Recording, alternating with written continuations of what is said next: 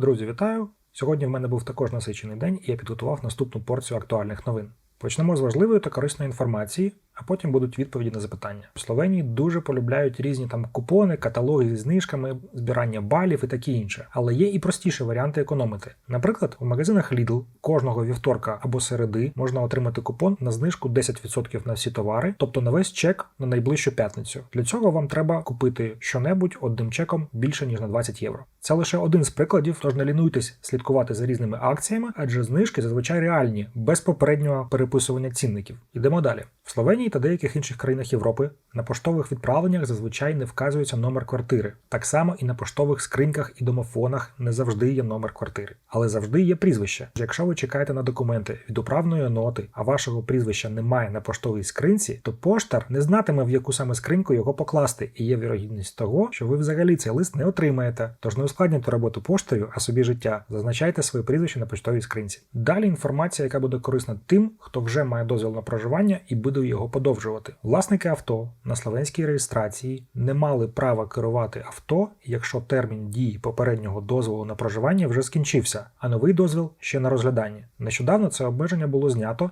і дозволяється користуватись власним авто на підставі підтвердження подачі заяви на продовження дозволу на проживання. А тепер запитання та відповіді. Мені задали таке питання. Ми подались на міжнародний захист в Любляні, а зараз винайняли житло в Маріборі і хочемо переподатися на тимчасовий захист. Нам потрібно їхати в Любляну, щоб відкликати заяву, а потім нову подавати в Маріборі?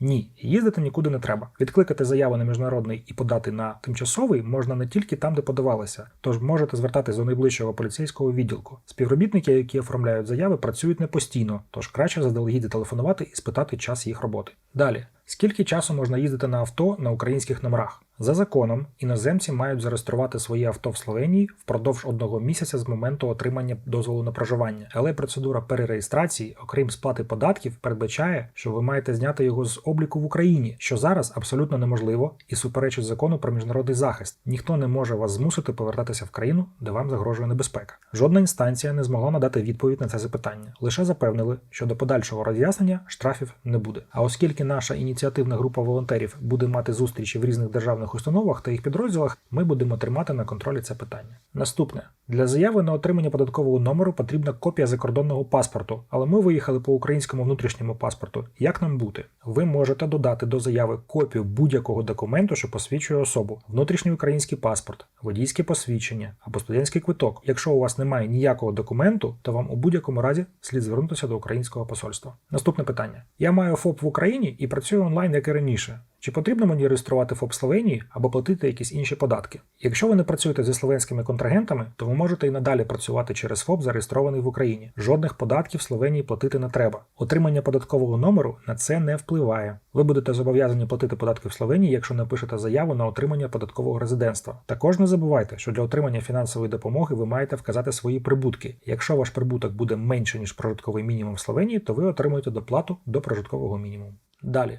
До заяви на фінансову допомогу треба додати виписку з банківського рахунку, але в мене немає доступу до виписок. Ви можете написати про це відповідну заяву. Текст заяви буде додано в описі до цього відео. Наступне запитання. В попередніх відео ви розповідали, що фінансова допомога зменшується, якщо є надходження з України. А чи впливає сума грошей на рахунку? Так, за останньою інформацією від директорки Департаменту з опіки та інтеграції мігрантів пані Катерини Штрукель, розмір фінансової допомоги буде залежати від стану вашого банківського рахунку. На жаль, жодних деталей пані Штрукель не додала. Далі. Мені сказали, що для заяви на фінансову допомогу треба, щоб всі члени родини мали податкові номери. Це правда? Ні. Податковий номер обов'язково має бути лише у заявника. Решта членів родини вписуються до цієї заяви, і для них є обов'язковими лише номери ЕМШО, які наведені в одлоджбі про надання тимчасового захисту, а в разі подання на міжнародний ЕМШО наведено на тимчасовій картці. Також за інформацією від наших панянок, що сьогодні подалися на допомогу, є певні нюанси. Наприклад, подається пані з 2 дітьми і своєю літньою мамою. Заява на компенсацію витрат на житло, яка називається «Захтевек за доделітев денарнега надомістіла за засебне настанітев», подається на всю родину, що буде жити разом. А заяву на соціальні виплати мама подає з дітьми окремо, а її літня мама окремо. Обидві пані мають вказати податкові номери. На сьогодні в мене це всі новини. Наступне відео буде з інструкцією, як заповнити бланки на отримання фінансової допомоги. Всього найкращого. Слава Україні!